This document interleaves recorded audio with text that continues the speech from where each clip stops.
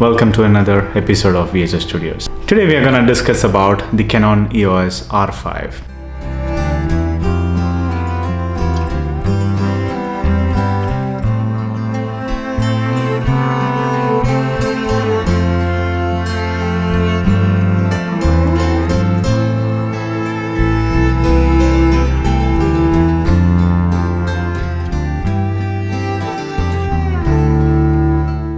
There was a huge gap after 5D Mark IV and everybody was waiting for the next release from Canon. Canon released the Canon EOS R5.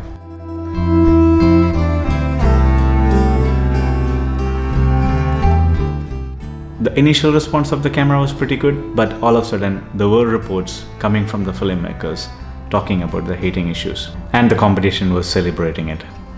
Every single YouTuber started talking about the heating issues on the Canon EOS R5, and everybody conveniently ignored how capable the system was for photography. Canon did improve this camera by releasing the firmwares, and the overall system was improved over the period of time.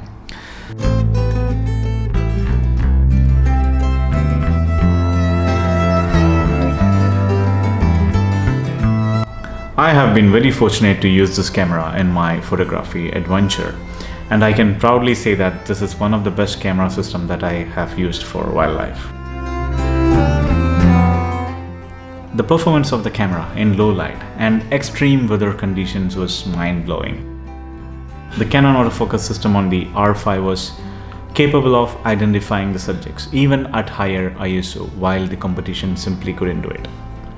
This is where I rank the Canon EOS R5 just below the Canon EOS R3, which is again a great equipment and camera which I was so fortunate to carry in my trips.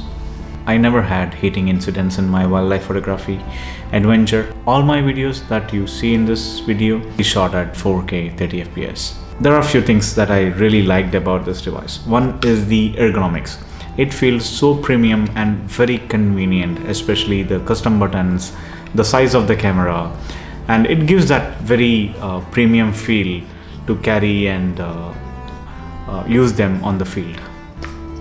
I like everything about this camera: the ergonomics, the autofocus performance, the color science. Everything is absolutely stunning when you use this camera.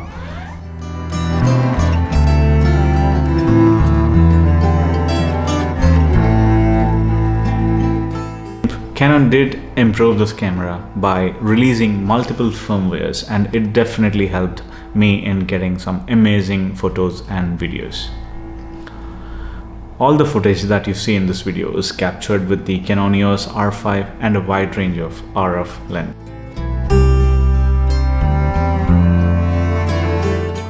The autofocus performance in Canon EOS R5 helped me in getting some stunning shots of some amazing species in different countries and conditions. When the camera is unable to identify the subject, you can guide the camera to learn and study the subject, and next time the camera identify that subject very faster. This makes it very easier for you to use the eye autofocus and tracking modes, especially when you are shooting a wildlife where the subject is unpredictable.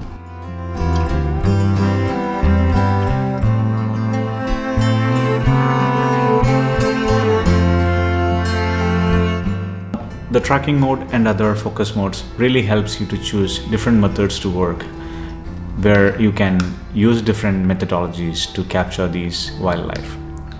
We spoke about firmware briefly earlier. Many say you get what you pay for, but every company nowadays is trying to improve their system by adding more features and functionalities through the software updates. Canon did push the software updates very frequently for Canon EOS R5, and it improved the system every single time. The commitment to support a camera even after 3 years from the release date is really a commendable effort.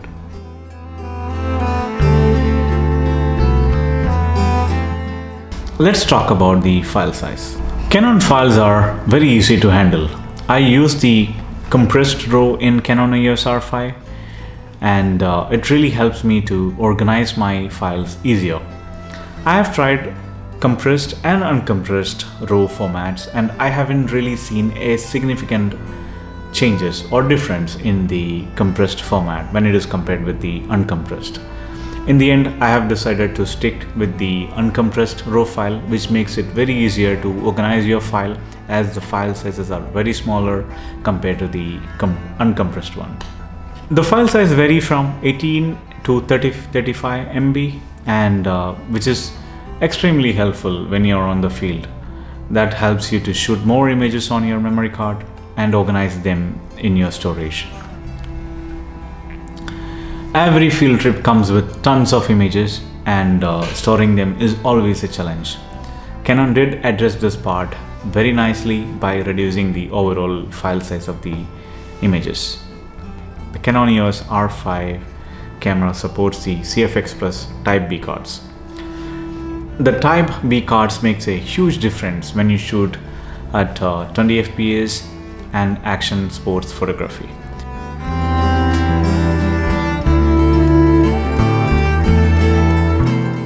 The system performs much better when you're using a CFX Plus Type B card.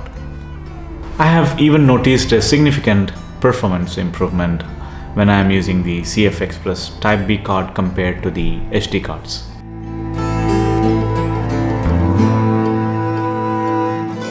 Let's talk about the file quality and post-processing. I love the Canon Color Science. It basically gives you a good starting point in your post-processing process rather than you spend hours to bring the raw file into your workflow. The amount of shadows that you can recover from these images are definitely worth looking at, especially when you do wildlife. These images feels very warm, and somehow I feel these images are very close to the reality. One of my other concern on the EOS R5 was the battery. The EOS R5 was consuming too much of battery.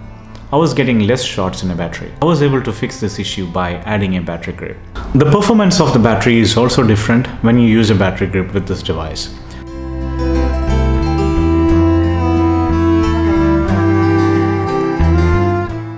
I have also noticed that the performance of the camera is also improved when using the battery grip. The efficiency of the camera and the battery is also improved, like I usually get more than 50% of images when I use the battery grip. Try to use the original accessory and batteries from Canon, as some of the firmwares are identifying fake batteries, and it's really an inconvenience, especially when you're on the field.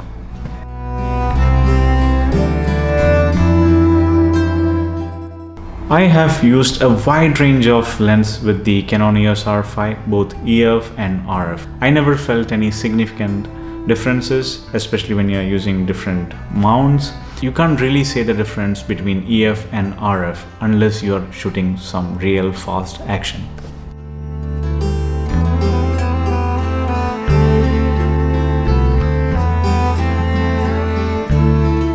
Canon EOS R5 is one of the best devices available for wildlife and sports photography if you can live with 20 fps.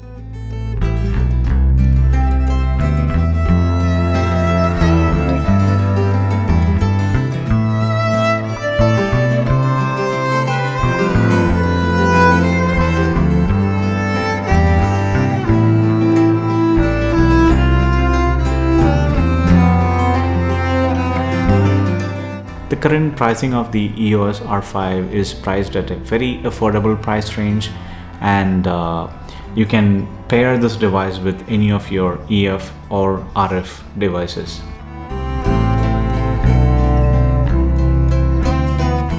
There is a possibility of a R5 Mark II coming in the near future, as Canon usually release their new camera bodies every 4 years, at least in the case of 5D series. Until that comes, the Canon EOS R5 is a very capable camera, and it gives you the complete return on the investment, especially when you want to shoot at 45 megapixels and some of the sports, action, portrait, landscape, and a wide range of genre.